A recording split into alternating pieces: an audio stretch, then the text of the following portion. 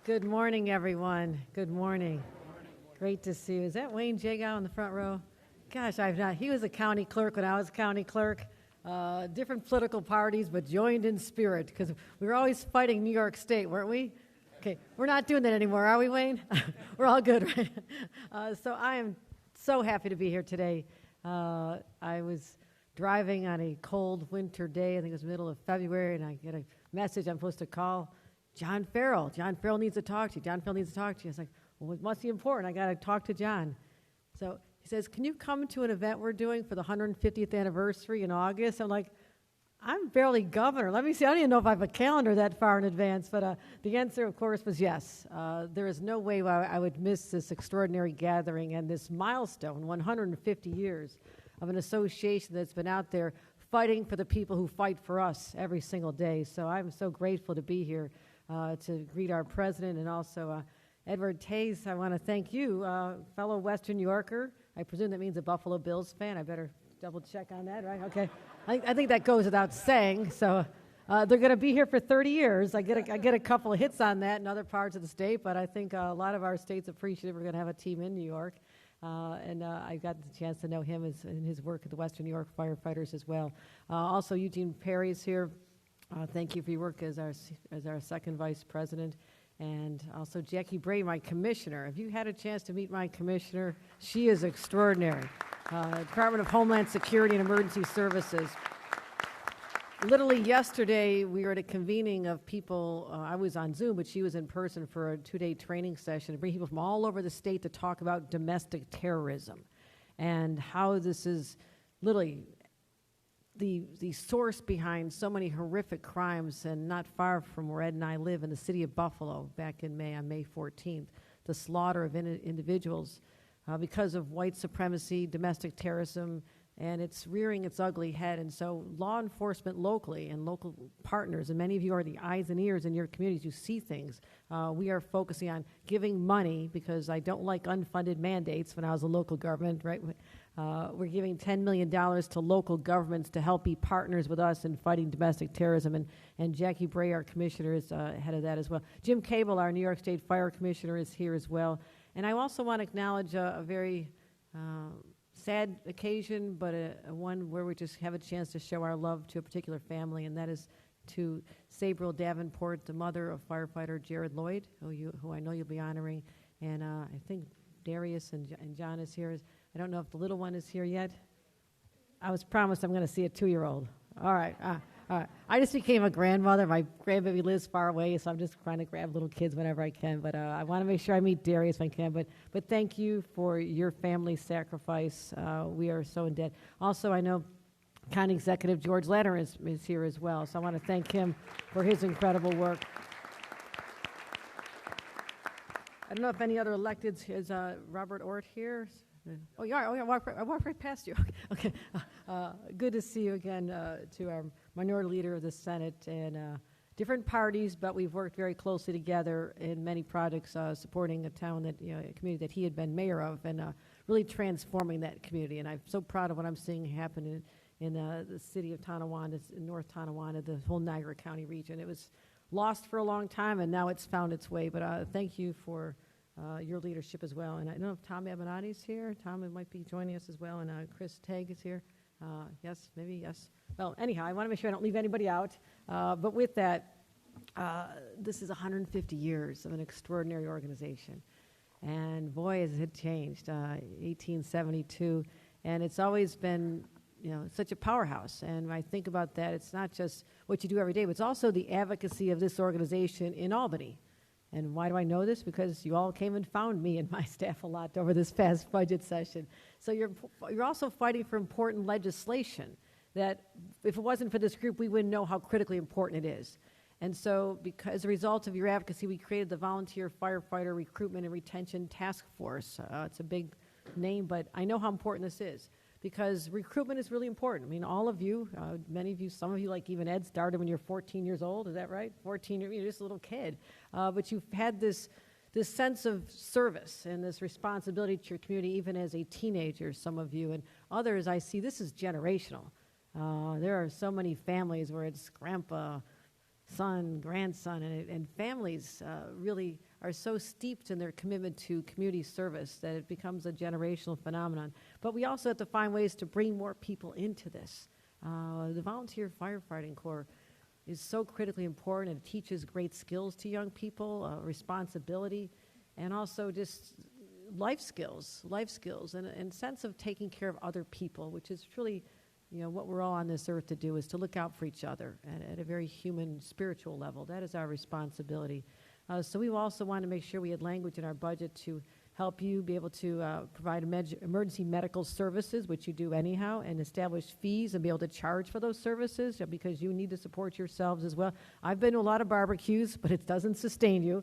You need other sources of funding, so you need to have the resource. We also signed legislation that was important to you to ban carcinogenic flame retardant chemicals in household items and furniture and electronic enclosures. You don't think about that, but firefighters are often exposed to the dangerous chemicals and the fumes when they enter a home or a building, and we want to make sure they're safe as well. So I want to thank you for what you've done for fighting for our firefighters and our EMS personnel. I also want to recognize the role you played during the pandemic. Extraordinary. And because we have emergency orders in place, we have been able to allow the EMS family to be able to administer vaccines. I can't tell you how important that was. When we were short medical personnel, you were able to step up. And even now with the declaration of an emergency with monkeypox, which we're trying very hard to control, we also now have the ability to have your members who are EMTs be able to administer vaccines for that as well. So you are a way that we can also expand our really stressed healthcare workforce through your EMT work as well. And so I'm looking forward to continuing that work as well. I also want to say a couple things. I know a little bit about going to some of your events because I was a local government official for 14 years. 14 years, town government. I had 10 volunteer fire companies in my town. Do the math. That's 140 volunteer firemen installation dinners. I had to get a lot of babysitters for those 14 years every Saturday night, right? Starting usually in January all the way sometimes to March or April, right? And I said, my husband, like, we got our standing Saturday night date. And I was about 35 years old when I was first elected in local government. I had not done a lot of public speaking. I was intimidated. And I remember, I think it was the Armor Fire Company right near my home asked me to give the installation speech. Well, I had been to them, but I'd never been the MC. I'd never been the MC. And they're always so funny. They always are up there telling jokes. I'm like, oh my God. So I went on the internet. Now this is kind of pre-Google days. You had to really search the internet. I'm looking up, clean firefighter jokes. It turned up, search could not find any. So I'm just up there making all kinds of stories up. But I have a great husband who is a federal prosecutor. Work closely with people in this community, so he would always be pitching me kind of jokes to say. But I'm really, really proud to have been able to participate so many times. And we have 1,631 volunteer fire companies. That's extraordinary. 91,000 people have answered the call to serve their communities, and that's 1.6 million incidents a year that you respond to. And I always had these numbers when I went to my fire companies and talked about what each person did. But it wasn't just the number of responses they went to, the calls they went out on. That was how many times they got up from their dinner table and left their plate cold that their spouse maybe had worked hard to prepare for them, or the leaving of the softball game, or trying to coach a Little League game and having to say, I'm sorry, sweetheart, I can't be there. Sorry, son, I can't be there. So I saw that, statewide averages over 4,400 calls a day. That's a lot of disruption to families. And so I always took the opportunity, and I continue to do so, to honor the families, because there's not just a volunteer firefighter that everybody else lives their lives. These are integrated, and it's not just the social affairs. It's also that sense of we're in this together. And yes, I will stay home and keep the fires burning so you can go out there and literally put out the fires elsewhere. And that's what this is all about. So I want to honor the families who cherish what you do. And we cherish them as well.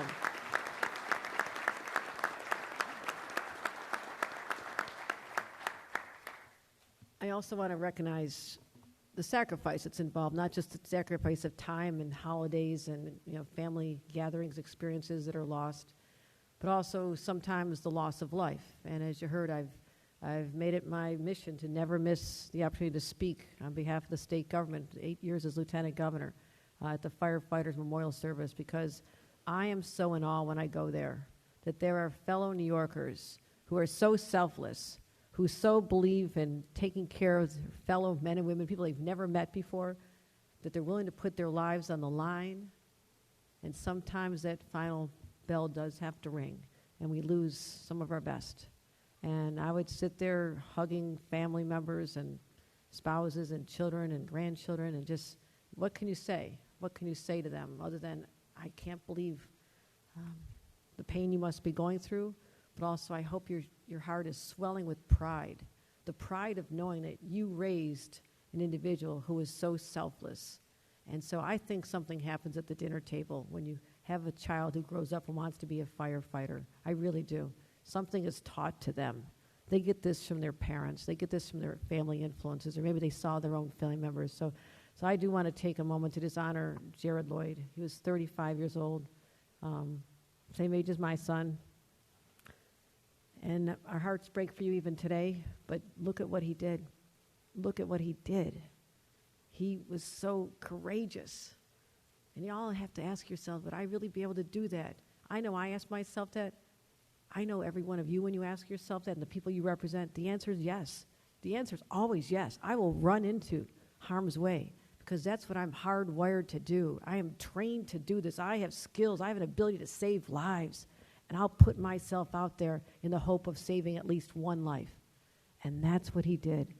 And to all of you, family, I mentioned Sabriel and Darius when he comes, and John, I just want to pass on the love of 20 million New Yorkers who are so grateful that there are people out there like your son and all the people in this room and those you represent who are willing to do exactly what you did. So I leave here just saying onward to another 150 years. This is an extraordinary organization. You'll always have an open door to talk to us about your needs, your concerns, what we can do to support you, because without you, we don't sleep safely at night. When I tucked kids in when I was a young mother, and now I tucked in a grandbaby, I don't go to bed feeling safe and secure unless I know you're out there, being willing to answer that call in the middle of the night to help protect all of our families across the state. So as your governor, I'm just here to say thank you. Thank you, and congratulations to our new leadership team. Congratulations to all of you, and God bless and keep every one of you safe. Thank you. I got a couple of gifts for you. Okay?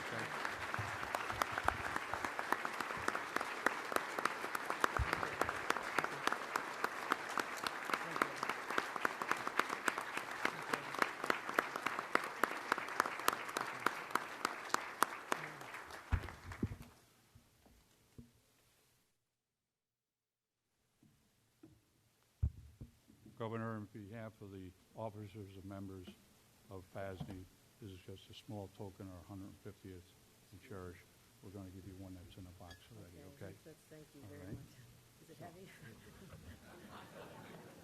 We'll let John carry it over for you. Okay, how's that? I'll carry it. Okay. Eddie Governor. Pace? On behalf of the association, one of our 150th challenge coins, display it proudly. And thank you for your dedication to the volunteer fire safety in New York. Thank you so very, very much.